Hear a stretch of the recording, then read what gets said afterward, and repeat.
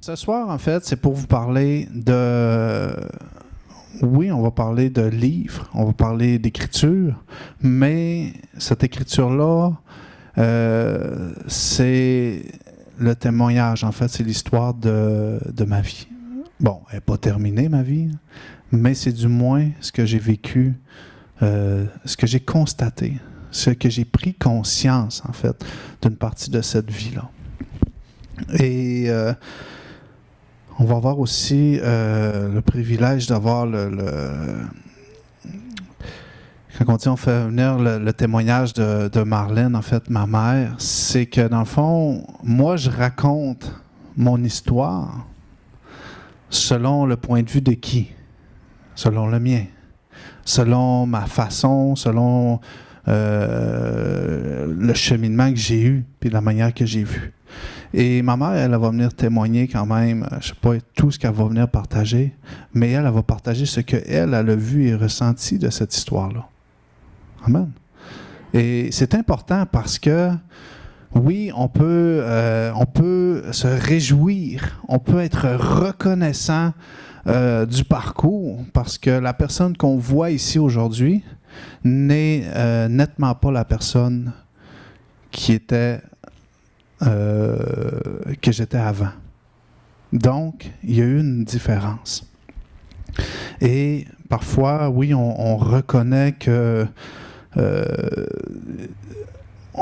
c'est arrivé, mais il y a eu aussi l'accompagnement, la prière de la famille, il y a eu l'impact de chaque personne. Donc, chaque personne pourrait raconter la même histoire, mais selon un point de vue différent. Et entre autres, je viens pour... ça, c'est le premier livre que j'ai lancé, qui est justement, qui parle de mon passé jusqu'à cette décision qui a changé toute ma vie, qui a fait tout basculer l'histoire, en fait. Et aujourd'hui, je viens vous présenter le deuxième livre qui est la suite. Donc, bon, est-ce qui n'avait jamais entendu parler du premier? Okay, tout le monde connaît le premier? C'est bien, fait que je suis déjà connu, c'est bon. Donc, on ne mettra pas trop l'emphase sur le premier, mais c'est ça. Fait que dans le fond, oui, ça a été le point de départ, la prise de conscience de mon passé, du regret, de la repentance, toutes ces choses, les étapes majeures qui m'ont permis de vivre la vie que je vis aujourd'hui. C'est essentiel, puis ça l'a mené vers une direction différente. Et c'est ce qui est important à constater. Mais l'histoire ne s'arrête pas là. C'est que dans le fond, la vie continue et toutes les réalités autour de nous continuent. Et c'est comment qu'on prend ces réalités-là. Mais avant que j'aille plus loin, je veux donner le maximum de temps justement à ma mère pour qu'elle puisse partager. Hein? Elle a même sa mère qui est en avant d'elle. Là. Il y a une couple de générations là, en avant. Là. Il va falloir qu'elle fasse attention à ce qu'elle dit. Là. Hein? Mais c'est ça. Fait que j'aimerais donner toute la place à ma mère pour qu'elle puisse justement partager ce qu'elle a à cœur ce qui vient sur son cœur. Oui, ce qu'elle a préparé, mais en partie ce qui monte aussi à son cœur. Parce que comme vous le voyez ici, aujourd'hui, je suis un dépendant heureux parce que j'ai déjà été un dépendant malheureux, OK? Je pensais que j'étais heureux, mais j'étais bien malheureux. Et j'ai trouvé, en fait, là où la vraie liberté était possible. Et ça, c'est l'essence du premier livre. Et ce soir, on va découvrir le deuxième. On va découvrir ce qui vient juste après. On est prêt? Bon, avant, on va juste aller chercher un peu les compléments. Hein? On va venir un peu partager son cœur. Puis... Amen. Donc, c'est un privilège, mais comment je pourrais dire ça? Il y a quelques années, j'aurais dit que c'est un miracle. C'est un grand miracle. Parce qu'il n'y a pas de petit miracle, il n'y a pas de grand miracle. Il y a vraiment ce miracle-là qu'on peut dire « wow ». Ben, le « wow », c'est que c'est quelque chose que j'aurais pas imaginé aujourd'hui. Puis on dirait que les années passent tellement vite, on dirait dans le fond, il ne s'est jamais rien passé, mais il s'est passé des choses, il s'est passé des grosses choses, de la turbulence. Donc, moi, j'ai 4 enfants. Et puis, j'aurais voulu en avoir beaucoup plus que ça. Moi, c'était mon rêve, c'était d'avoir des enfants, une grande superficie en la campagne, faire de la culture, puis avoir un mari qui partage aussi la nature et tout ça. Mais en tout cas, j'ai réalisé une partie de mon rêve. J'ai eu des enfants, je n'ai eu 4. Sauf que peut-être que c'était pas l'objectif du père de mes enfants.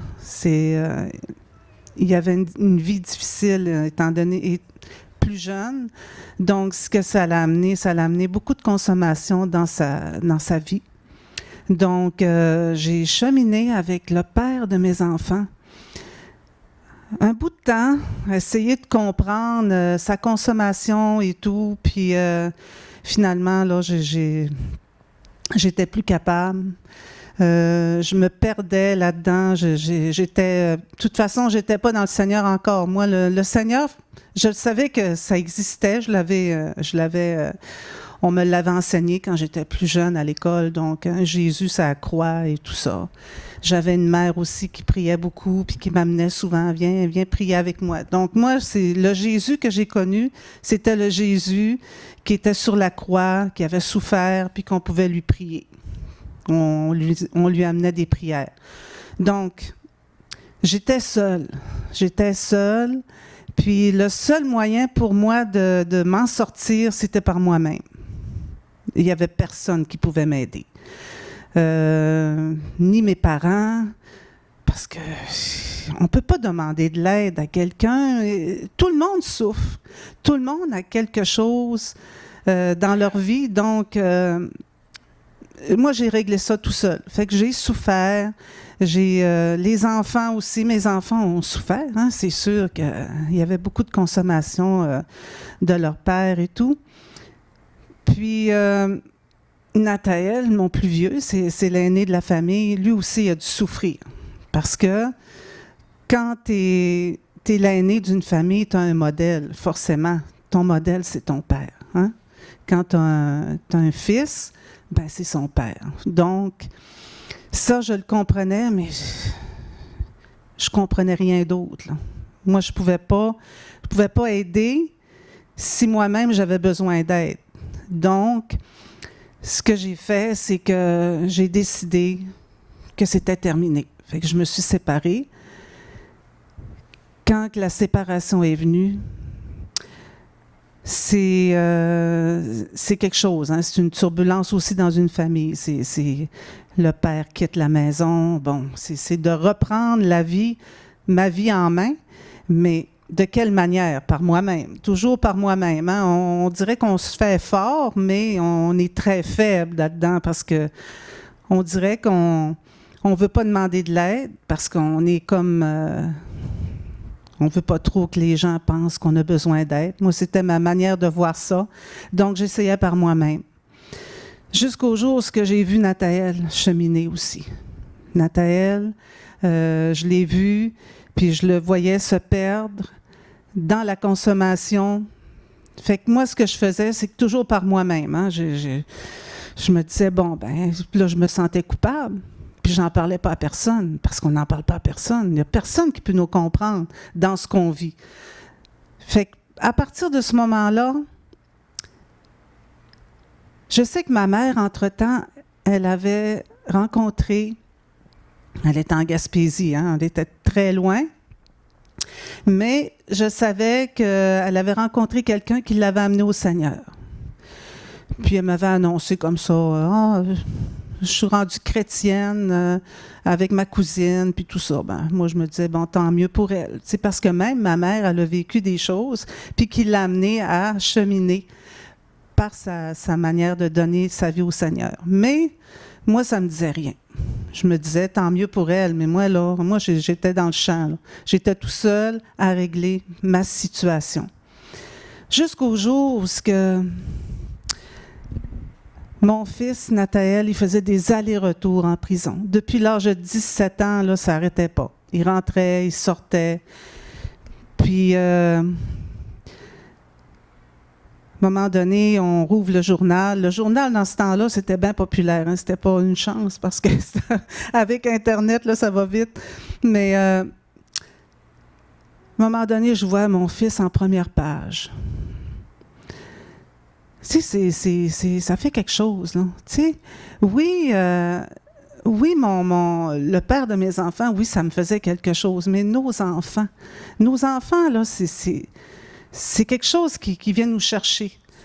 Puis, en tout cas, là, moi, je voulais rien savoir. Si on me parlait, « Ah, Nathaël, il était dans le journal. » Moi, si on me disait ça, là, je disais que je savais pas. Puis, mais je fuyais toujours comme ça. Puis je me culpabilisais parce que je me disais, ben, c'est quoi j'ai fait? Qu'est-ce que j'ai pu faire pour qu'on en arrive là?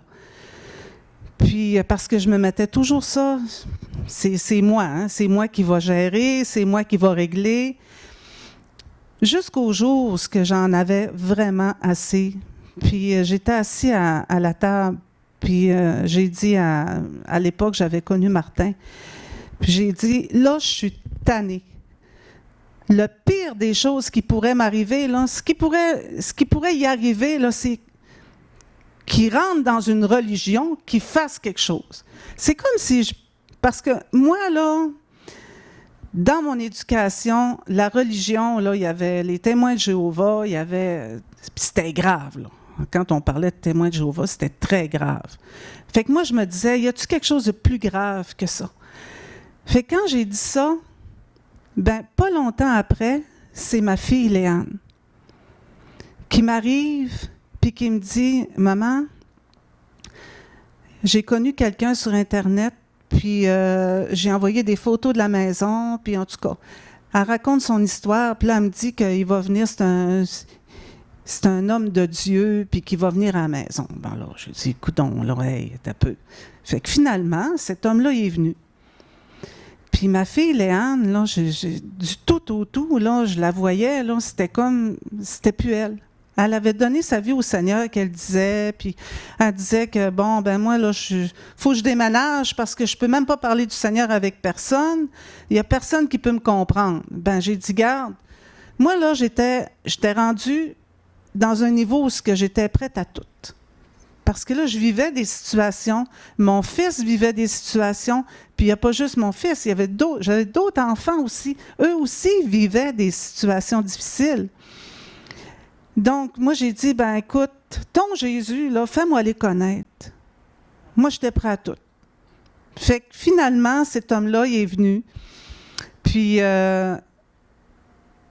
il est venu transformer. Il est venu transformer mon intérieur, ma maison, parce que j'avais un paquet de choses, un paquet de masques. J'avais beaucoup de choses. Puis, j'ai fini par donner ma vie au Seigneur aussi. Sans comprendre c'est quoi exactement. Donc, je me suis dit, j'ai rien à perdre. Fait que j'ai donné ma vie au Seigneur. Je l'ai accepté comme Seigneur et Sauveur. Fait qu'à ce moment-là, c'est comme si je ne voyais plus rien comme je les voyais avant. C'est comme si, pour une fois, j'étais plus seule. Fait que ce que j'ai fait, je me suis mis à me nourrir. J'ai ouvert mon ordinateur, puis j'ai écouté des enseignements. Puis les enseignements, c'était bon. Je me nourrissais tranquillement, un petit peu par petit peu, pour essayer de comprendre. Puis, on me donnait des prières. Je récitais des prières. Puis, je mettais le nom de Nathaël dessus, sous mes prières. Nathaël, puis il sera sauvé, puis Nathaël. Puis, j'invoquais vraiment le Dieu Tout-Puissant. Puis, ce qui est arrivé, c'est qu'à un moment donné, je rouvre mon ordinateur, puis je mets un enseignement. Puis là, je me disais, bon, ça me donne rien. J'écoute des enseignements. Nathalie continue à aller en prison. Je comprends pas. Là, Seigneur, là, je me mettais à crier. Seigneur, si tu existes, je veux que tu te manifestes. Je suis tannée, là. Femme, il y a quelqu'un là qui a l'enseignement. Femme, ton fils est en prison. Puis là, il commence. Hey, mais j'ai dit, wow! Mais oui, mais il me parle à moi. Fait que là, j'ai vu que le Seigneur, il était là. Il était présent. Fait que là, j'ai su que j'étais plus seule. Puis, j'ai commencé à plus me sentir coupable. Fait que j'ai commencé à en parler. J'ai commencé à le dire à mon père. Bon, regarde, Nathalie est en prison. Puis je l'ai dit à ma mère. Maman, regarde, Nathalie est en prison. J'ai commencé à le dire. Mais moi, ce que je ne savais pas, c'est qu'en le disant à ma mère, elle était déjà chrétienne. Déjà, eux autres, ils étaient déjà en prière. Fait qu'ils priaient pour Nathalie. Donc, c'était un pas. Après, ça a été moi puis Léane.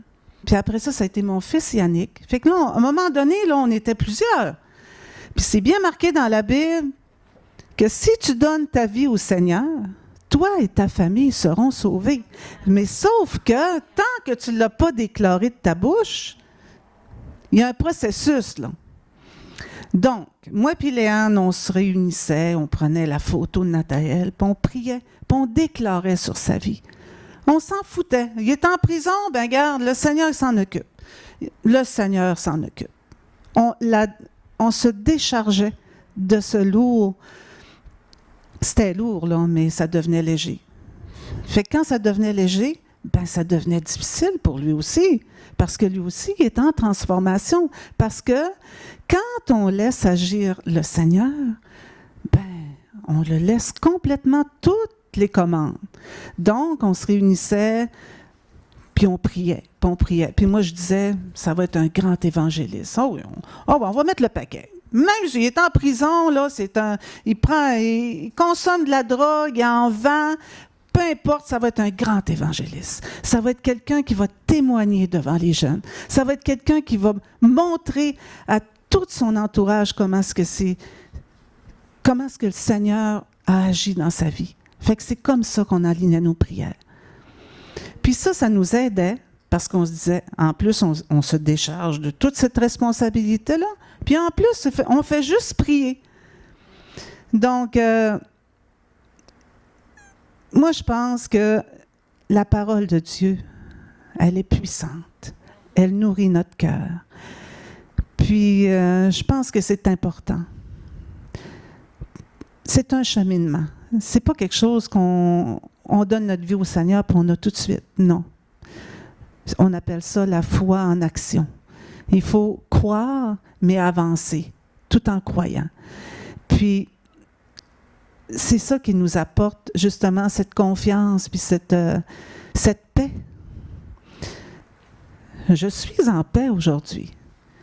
J'ai été longtemps à témoigner puis à pleurer en avant puis de dire « Oh! » Oui, des fois, on peut pleurer parce qu'on se dit, bon, OK, mais aujourd'hui, je suis sereine parce que je sais qu'on sert un Dieu vivant. Il est vivant. C'est la preuve. Je vous donne une preuve. Elle est là. On sert un Dieu vivant. Il ne faut pas régler les choses par nous-mêmes. On n'est rien sans le Seigneur. C'est lui qui nous a créés, donc on ne peut rien faire. Si on a des soucis, si on a des problèmes, si on a une situation on dirait qui est à sens unique, un cul-de-sac, il n'y a pas de direction, le Seigneur nous ouvre les voies. Puis c'est comme ça que je m'en sors, encore aujourd'hui, parce qu'aujourd'hui, j'ai encore des soucis. Hein? On n'est pas à l'abri des soucis, mais sauf que les soucis sont plus ou moins difficiles. C'est parce que je ne suis pas seule. Je ne suis plus seule. Que ce soit au travail, que ce soit dans ma famille, dans mon environnement, je ne suis plus seule. Donc, c'est pour ça que Nathalie, aujourd'hui, ce qui est devenu aujourd'hui, il y a eu beaucoup de choses qui s'est passées avant, puis pour lui aussi, parce que quand on donne notre vie au Seigneur, puis qu'il nous ouvre les yeux, c'est différent pour tout le monde. Tout le monde a une manière différente d'ouvrir ses yeux. Puis, je pense que c'est ça qu'on fait. Hein. Ben, souvent, on dit « Ah, j'ai laissé agir le Seigneur dans ma vie. » Ben, c'est comme ça. Chacun a son histoire, chacun a sa manière d'avoir ouvert ses yeux. Puis, ce que je faisais avec Nathaël, parce que j'avais donné ma vie au Seigneur en 2012, puis j'avais décidé je me disais, bon, qu'est-ce que je peux faire? C'est bien beau, oui, le Seigneur est là, tout ça. Mais je me disais, je l'aime, Nathaël. Je l'aime, mon garçon. Puis là, je me disais, le plus beau signe d'amour que je peux avoir pour lui, c'est de vraiment être là pour lui, tout le temps. Je laissais ma porte débarrée, je me disais, mes portes n'ont jamais été barrées chez nous, en passant. Je ne vous donnerai pas mon adresse, là. Mais ma porte n'a jamais été barrée. Depuis que j'ai des enfants, de toute façon, les enfants, quand ils sont ados, ma porte a toujours été débarrée. Puis je me disais, si Nathaël, il y a un souci ou s'il y a un problème, il y a toujours un plat dans le frigidaire, il y a toujours quelque chose pour lui. Puis la porte est débarrée. Il ne sera jamais mal pris. Il sait où est-ce que sa mère reste, puis il sait son numéro de téléphone.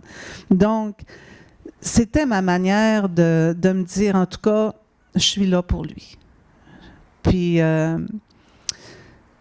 c'est ce côté-là, on dit un amour inconditionnel, là, c'est ça. C'est vraiment d'aimer sans condition, peu importe la personne. C'est qu'on est là. Puis je pense qu'il sentait. Parce qu'il n'a jamais eu besoin de revenir à la maison, mais je pense qu'il savait. Parce que c'est toujours c'est notre cœur qui parle. Puis ça prend aussi, psychologiquement, là, ça prend une bonne santé psychologique. Il faut vraiment, pour ça, là, il faut vraiment s'abandonner au Seigneur, dans la prière. Il faut se planter dans une église. Il faut trouver un sens. Puis quand on se plante dans une église, puis qu'on sait que ça nous apporte quelque chose, les messages, ça nous nourrit. Puis c'est important. C'est important parce que cette nourriture-là, on la transfère après ça. On est capable d'aider les autres. On est capable d'être là pour les autres. Puis, c'est un peu ça.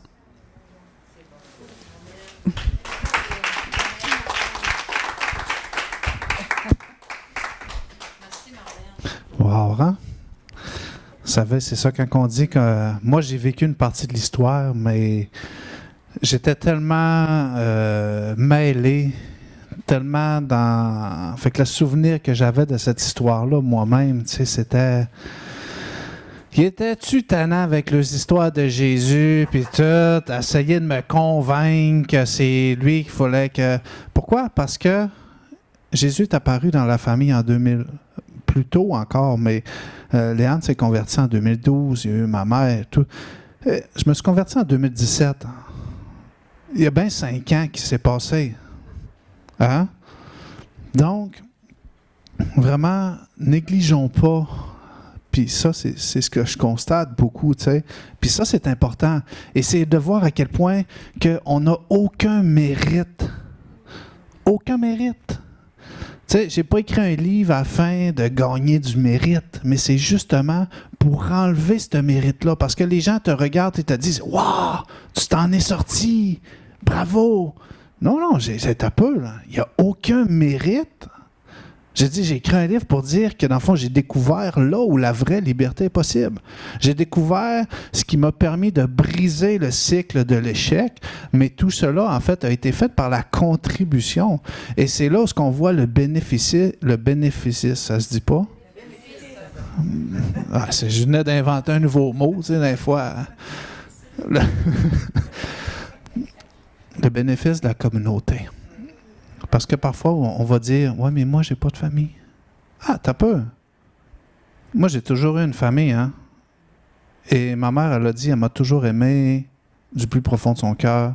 J'ai eu l'amour familial. Mais cet amour-là n'a jamais permis que je m'en sorte. Et c'est une réalité, hein? C'est pas pour dire que tu m'as pas assez aimé. Non, c'est pas suffisant. C'est pas suffisant. Et quand Dieu est venu également dans ma vie, c'est comme si j'ai goûté à quelque chose de « Wow! » C'est comme si on m'en a jamais parlé. Parce que moi, personne, on m'en a jamais parlé. Ma mère a tout fait pour nous éviter un peu. Puis, elle avait ses raisons. Et c'est pas mal en soi parce qu'on est amené à le découvrir, peu importe. Qu'on l'ait déjà connu, qu'on ait déjà entendu parler. C'est une chose qu'on est amené à découvrir. Et quand j'ai découvert cet amour-là, j'ai appris à découvrir aussi, je me rappelle le premier moment, je suis rentré dans une église et j'ai découvert une nouvelle famille. Et cette famille-là, en fait, c'est eux qui commencent à prier pour toi, prier pour les membres de ta famille, prier pour t'accompagner. Donc, ces prières-là ne sont pas sans efficacité. Elles ne sont pas sans efficacité. Donc, ma mère vient de partager une partie de l'histoire, la partie que moi j'ai vécue. Je me rappelle encore, j'ai dit, écoutez, moi j'étais dans la consommation, puis je m'en rappelle encore, hein. Je perdais souvent connaissance ou conscience, mais je m'en rappelle encore. Parce qu'on le sait qu'on souffre, du moins en tout cas, on se le fait assez dire, hein. Mais bon, j'avais pas le choix de savoir que ça va pas bien. Moi, je me faisais arrêter par le système judiciaire. Donc, c'est le système judiciaire qui me disait « Ouais, je pense que c'est pas correct. » Donc, ce parcours-là est écrit dans le livre. Et c'est important de prendre conscience. On ne vit pas dans le passé. Hein? On ne vit pas dans le passé, on est dans le présent. Okay? Mais le passé nous permet de comprendre ce qu'on aurait dû comprendre. Et le Seigneur nous permet de pouvoir y retourner et comprendre ces choses.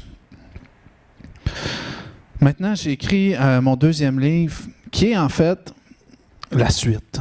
Je vais juste en prendre un ici. Hein. Qui est la suite. Bon.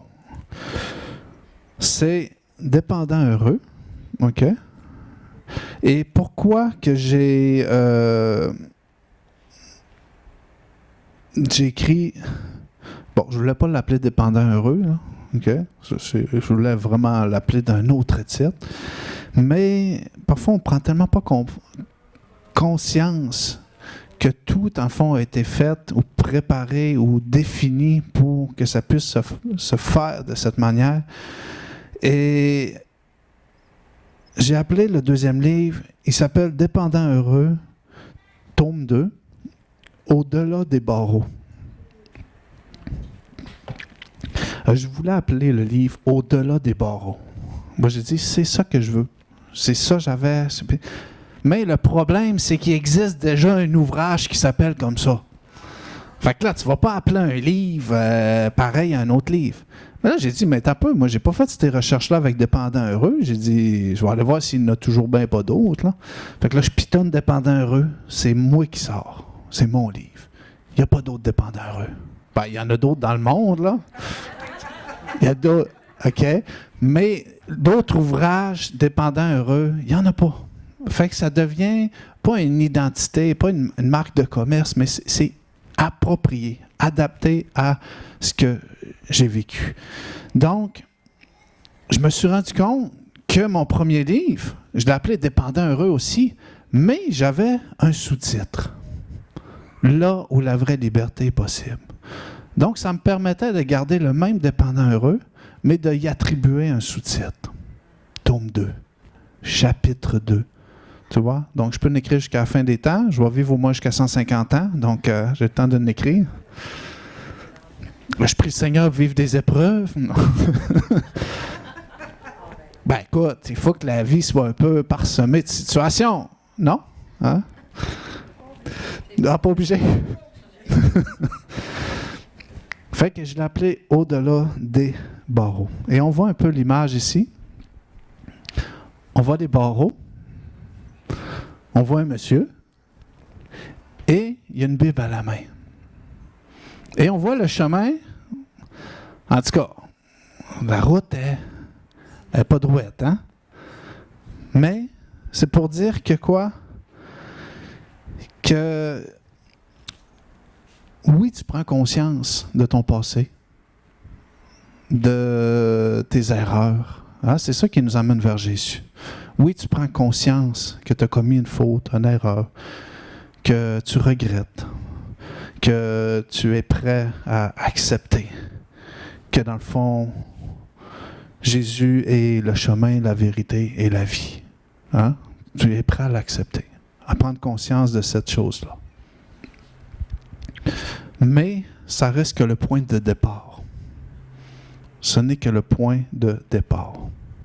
Parce que tout se passe au-delà des barreaux. Jésus te permet d'ouvrir la porte de tes prisons, de ta prison intérieure, hein, parce qu'il n'est pas obligé d'aller en prison physiquement pour être emprisonné. Donc, Jésus vient ouvrir la porte de tes prisons, de ta solitude, de l'échec, des cycles qui se répètent. Il vient briser ça. Et maintenant, tu as la possibilité d'aller au-delà de cette prison. Mais tu choisis de marcher avec la parole à ta main pour y aller. Donc, ce livre-là, vous allez constater qu'il se termine, puis j'avais même pas prévu qu'il se termine comme ça, hein, mais c'était prévu que ça devait se terminer comme ça. Ça s'est terminé, puis beaucoup se sont dit, mais pourquoi qu'on a terminé ça là? Parce que j'aurais pu écrire. Ceux qui l'ont lu connaissaient déjà plus de ma vie que ce qui était écrit. Parce que je m'étais rendu plus loin. Mais j'avais arrêté le livre au moment où je suis sorti de prison pour la dernière fois. Tu vois? Au moment où je mettais la fin au cycle de la prison pour la dernière fois. Donc, ça a été un peu la fin. Donc, le deuxième, il est écrit, sortir de prison, c'est une chose, mais sortir le prisonnier qui est en nous, en est une autre. Après avoir connu l'incarcération, j'ai dû apprendre à marcher dans une liberté intérieure que les barreaux ne peuvent atteindre. Dans ce deuxième ouvrage, je vous invite à suivre les étapes de ma reconstruction, de ma libération miraculeuse à ma rencontre avec mon épouse Valérie. Certains m'ont dit que je n'ai pas parlé de ma femme dans le premier livre. Hein? J'avais pas le choix d'en parler dans le deuxième. Là. Elle m'a tordu un bras. Non. Non, parce qu'elle a fait partie des étapes jusqu'à mon engagement comme pasteur. À travers mon histoire, je souhaite vous encourager à croire qu'avec Dieu, tout est possible pour celui qui s'engage sincèrement, qui décide de prendre la parole de Dieu et de marcher avec elle. Peu importe la nature de votre propre prison, que ce soit des erreurs passées, des dépendances ou des peurs, le Dieu qui a ouvert les portes de ma cellule veut aussi éclairer votre sentier. Ce livre n'est pas une leçon, mais un compagnon de route pour quiconque sent qu'il est temps de laisser l'auteur de la vie écrire un nouveau chapitre. Donc, on est tous amenés à vivre. On peut tous écrire des livres ici. Hein? On n'est pas obligé d'aller en prison, pas obligé d'avoir été dans la toxicomanie, pas obligé de vivre tout ça. Vous voyez, ma mère, elle a vécu en masse d'affaires avec ses enfants. Écoutez, donc on vit tous des situations. On est tous amenés à marcher dans ce rythme. Merci Seigneur parce qu'il m'a donné la grâce de pouvoir écrire. Ma relectrice m'a dit que j'ai fait beaucoup moins de fautes dans mon deuxième ouvrage. Hein. C'est bon, ça m'a aidé. Mais c'est un travail d'équipe encore. Je n'ai tellement aucun mérite parce que j'ai eu l'aide de beaucoup de personnes et c'est important aussi à le souligner parce que j'ai Sarah qui a fait ma correction. J'ai ma sœur qui m'appuie, qui m'a aidé aussi. Donc, j'ai eu plusieurs beaux commentaires qui sont inscrits. Mais comprenons qu'on est tous amenés à vivre un chemin on choisit l'allié. Je pense que ma mère a partagé que bon, on aime ça, y aller au maximum de notre capacité, de notre, mais seul, en fait, on est limité. Dieu ne dit pas qu'on n'est pas capable d'arriver à accomplir des choses. Il dit pas ça. Et ça, moi, c'est un blocage dans mon passé. Mais je me dis, mais pourquoi j'ai besoin de Dieu? Moi, écoute, ma mère m'a enseigné des valeurs, j'ai des capacités, je suis manuel, je peux accomplir beaucoup de choses. J'ai pas besoin de Dieu. Parce que j'avais de la difficulté à me dire, oh, tu as besoin de Dieu pour tout. Pour tout. Mais non, mais pourquoi? Non, la parole a dit, en fait, que oui, on a des capacités, oui, on a des dons. Oui, on peut arriver à beaucoup de choses. Mais avec Dieu, on peut arriver à des choses miraculeuses. Des choses qui sont dans une réalité divine, qui sont beaucoup plus grandes, beaucoup plus illimitées que notre limitation. C'est ce que Dieu nous amène à découvrir. De pouvoir, on va dire, être à notre plein potentiel. Parce que Dieu a prévu ces choses pour nous. Et ça se passe dans la découverte. Donc, bon, j'ai pris des notes, là. Des fois, je m'écarte un peu à droite et à gauche. Mais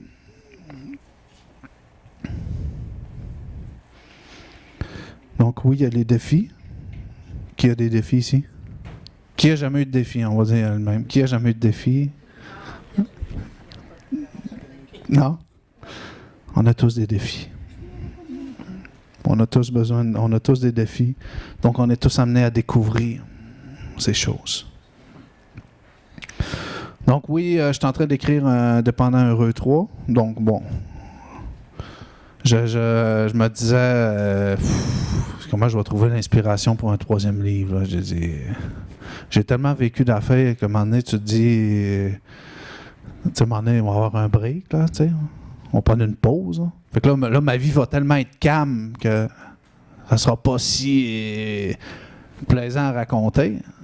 Mais au moment où j'ai envoyé le livre à l'impression, au moment où je l'ai envoyé, je roulais en auto puis je recevais déjà. Paf! Je me suis mis à écrire. Je dis, attends.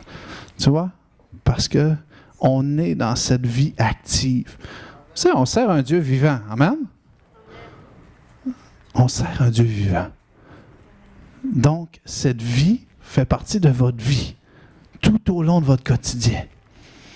Et plus on apprend à discerner sa présence, plus il nous permet de voir et participer à des choses. Donc, je suis en train d'écrire le 3e livre. Amen? Je suis en train d'écrire le 3e. Bon, je ne sais pas quand il va être fini, mais du moins, je sais que c'est une histoire qui doit se continuer.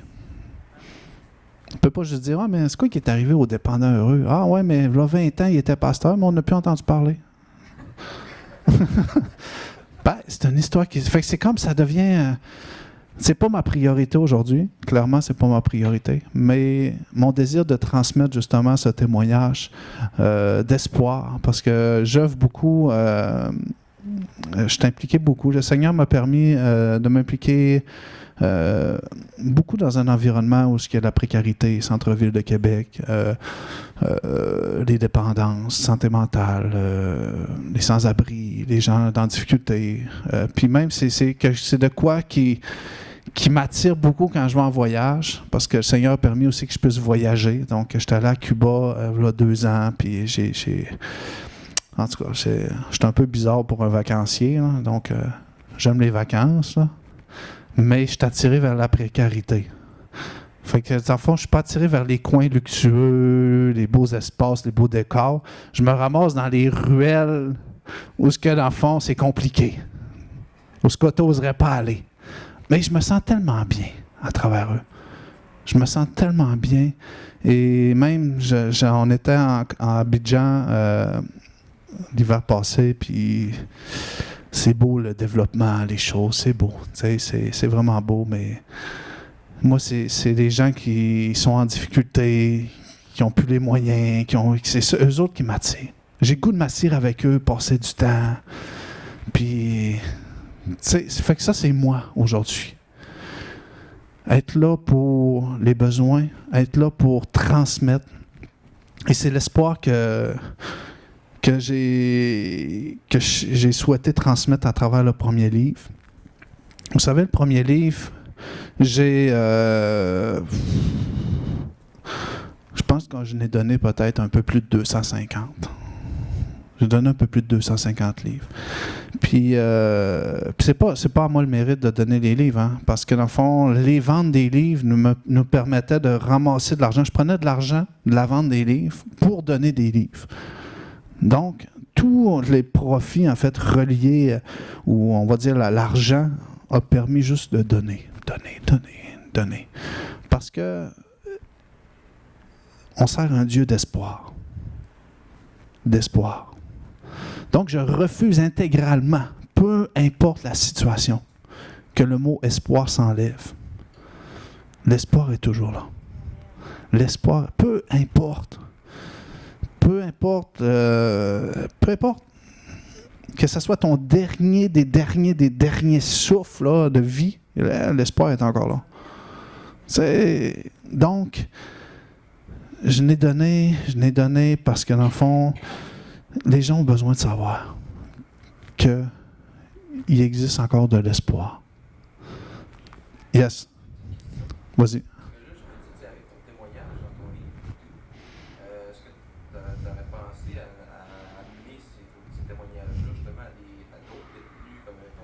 Et justement des gens qui eux autres aussi doivent en avoir là-dedans, qui sont sur leur dernière graine d'espoir, puis de tomber sur ton lit, présentation, regarde, moi aussi j'ai été à ta place, j'ai quelque chose à te montrer, quelque chose. Je peux te parler de ma libération personnelle, ça ferait peut-être eux autres aussi, leur raviver l'espoir, leur faire comprendre qu'il y a quelque chose à faire. Bien sûr. On aimerait.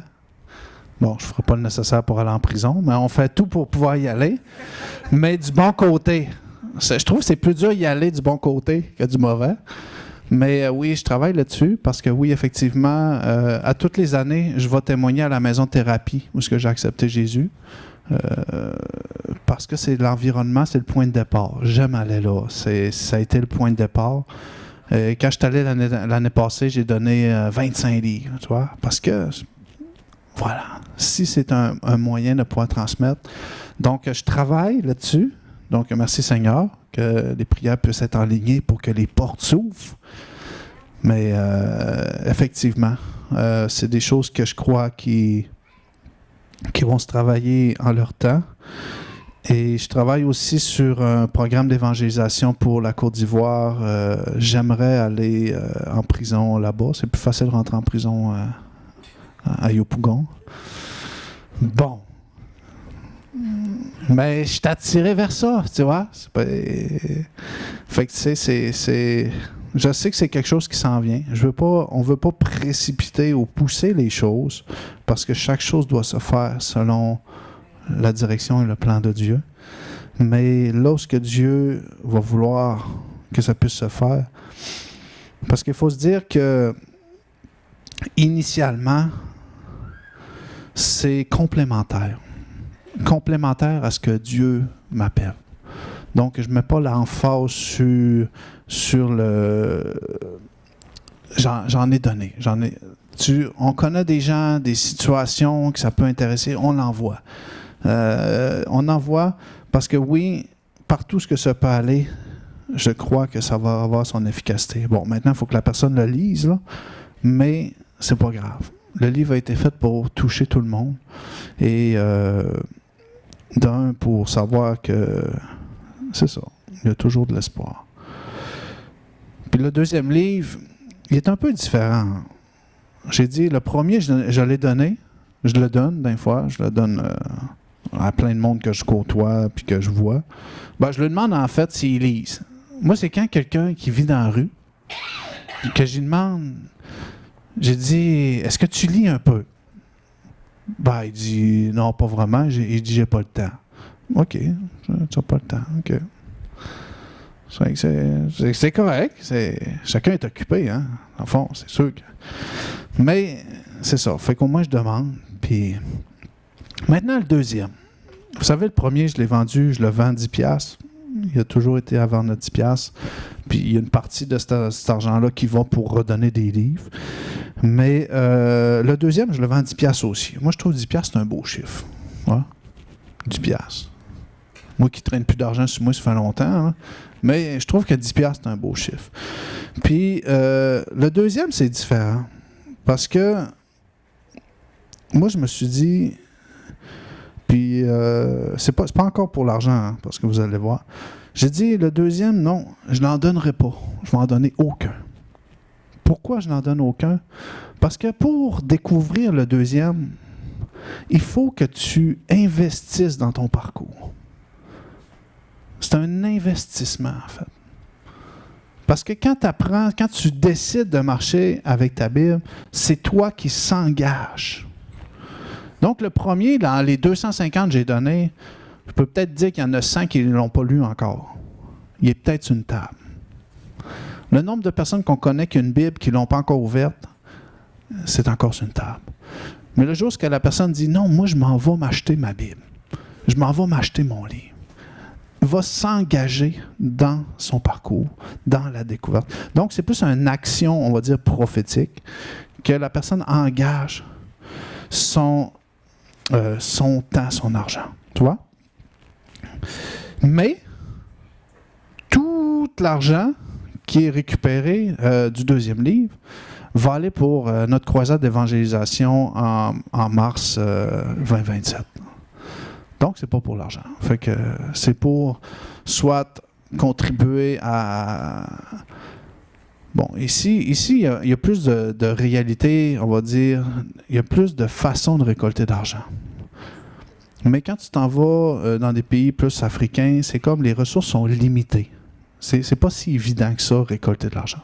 Donc, moi, j'ai décidé, non, tout l'argent que je vais récupérer de Dépendants Heureux, le tome 2, je vais le réutiliser pour faire des dons alimentaires, pour aller rencontrer les familles, pour donner, en fait. Parce que, au bout de la ligne, c'est pas une entreprise qui est amenée à générer des revenus. Non, c'est un outil qui est amené à faire connaître Dieu, qui est amené à découvrir l'espoir. Et ce livre-là, je ne veux pas tellement rentrer dedans, mais je prends conscience aujourd'hui que tout ce que j'ai vécu, la manière que je l'ai vécu, m'a préparé à ce que je vis là aujourd'hui. Puis, Dieu sait exactement ce qu'il fait. Exactement. C'est nous qui ne comprenons pas partout ce qu'il fait de la manière qu'il fait, là. Mais il sait exactement. Donc, vous allez découvrir que ma femme, mes enfants, là où je suis, la manière que je le fais, pourquoi je le fais, tout ça était lié. Tout ça s'enlignait dans une direction. Et tout ça était accompagné, bien sûr, de la parole de Dieu. Question? Donc, si je vais en prison, je vais te le dire, hein, tu viendras avec moi. Non, ça, c'est oui, mais je travaille là-dessus. Ouais, je suis en contact avec les aumôniers. Ouais. Tu connais? Ok, tu viens de Québec? Ah. OK. Ben, ça fait longtemps ou... OK. Ben, il y a une bâtisse, en fait, il y a un ancien cabaret club dans les années 80 là, qui est sur Saint-Joseph. Ça a été racheté par le Café Rencontre, qui est une soupe populaire. Mais dans ce temps-là, le Café Rencontre était sur une autre rue. Donc, il y a une soupe populaire sur Saint-Joseph. Donc, moi, je m'investis auprès de la soupe populaire. Et notre église à Québec est au-dessus de cette soupe populaire-là. Donc, l'église, le centre de Québec, est directement dans Saint-Roch, dans cet environnement-là. Sur la rue Saint-Joseph. Anciennement, Mosaïque était là. On a repris les locaux de Mosaïque. Voilà. Fait que nous, par la grâce de Dieu, ça fait 2 ans qu'on est au-dessus, qu'on s'amuse là-bas. Bon, en tout cas, moi, là, je ne sais pas si c'est la même chose pour tout le monde, là, mais c'est ça. Oui, c'est exactement, c'est là où l'Église Mosaïque était. C'est ça. Tu vois? Fait que on continue de prier, continuer de prier pour tous les besoins, toutes les réalités, peu importe combien de temps ça va prendre.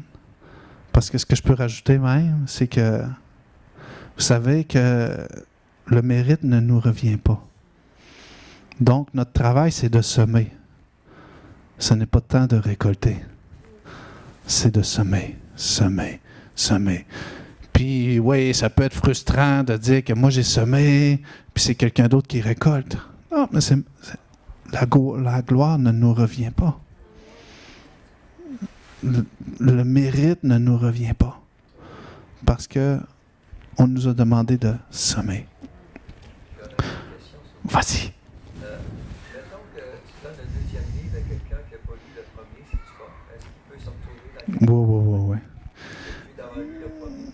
Non, il n'est pas obligé d'avoir lu le premier, mais c'est comme si tu lirais juste une partie de la Bible sans comprendre toute la Bible.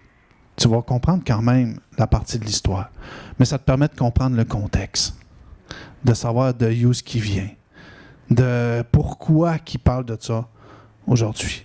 Parce que plusieurs me regardent et disent « Ah, mais lui, il est pasteur. Hein. » Moi, j'étais le premier, avant même d'être croyant, des préjugés haut par-dessus la tête. De voir un pasteur, moi, c'est un homme rose, parfait. Tu vois? Mais chaque personne a une histoire. Et cette histoire-là permet de nous faire dire « Ah, je comprends. » Fait que ceux qui vont comprendre mon histoire, puis qui vont me voir œuvrer dans les environnements où ce que je suis, vont dire « Ah, OK, je comprends. Ouais, je comprends. » Fait que, mais dans tous les cas, oui. Tu peux lire juste le deuxième, puis tu vas comprendre. Parce que tu as une base, tu sais à peu près qui est, puis c'est ça. Question? C'est cela. Donc, je ne sais pas si Pasteur Léane aurait... Elle a tout écouté ça. Elle a dit, non, c'est pas vrai ce qu'il dit.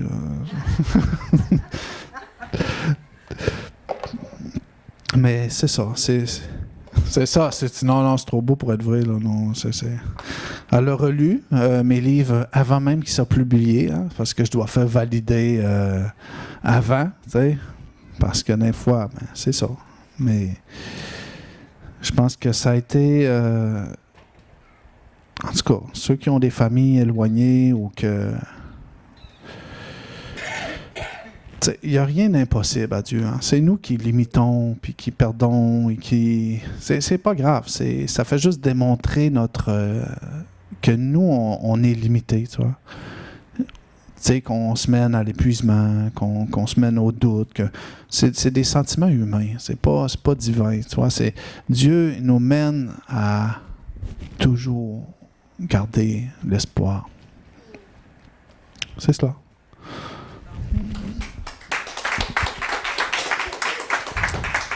Donc, si je peux conclure, après, je pense que Pasteur Nathael va vouloir peut-être dédicacer vos livres si vous désirez en acheter, puis aussi je vous invite à en offrir à des gens à qui ça pourrait parler. Si je peux juste rajouter, oui, Pasteur Nathael m'avait demandé de le lire. Vous savez, quand on demande à un pasteur de lire un livre pour faire un commentaire, c'est toujours un défi parce qu'on a déjà des tonnes de lectures à faire, beaucoup de préparation. Donc, ça m'a pris un certain temps avant de dire, OK, il faut que je m'y mette, il faut que je commence à lire son livre parce qu'il devait quand même l'envoyer à l'impression. Puis, c'est vrai que je connais toute son histoire. À toutes les fois que je l'entends, moi, c'est comme si c'était la première fois. Puis j'aime me remémorer où est-ce qu'on était auparavant. Pourquoi? Parce que ça vient encore bâtir ma foi, ça vient encore affermir ma reconnaissance envers Dieu. Puis ça, je trouve que c'est important on n'est jamais assez reconnaissant de tout ce que Dieu fait pour nous, puis c'est bon de se le rappeler. Puis, quand j'ai lu ce livre-là, j'étais seulement rendue au 2e chapitre, puis là, j'étais dans les larmes et je pleurais. Et je disais, mais voyons, c'est vraiment intéressant qu'est-ce qui est écrit. Je pense qu'il y a vraiment quelque chose de prophétique. Quand on dit espoir, c'est que ceux qui lisent ce type de livre-là, il y a un espoir qui est transmis pour que leur situation, pour que leur histoire change. Parce que Dieu a complètement changé notre histoire familiale.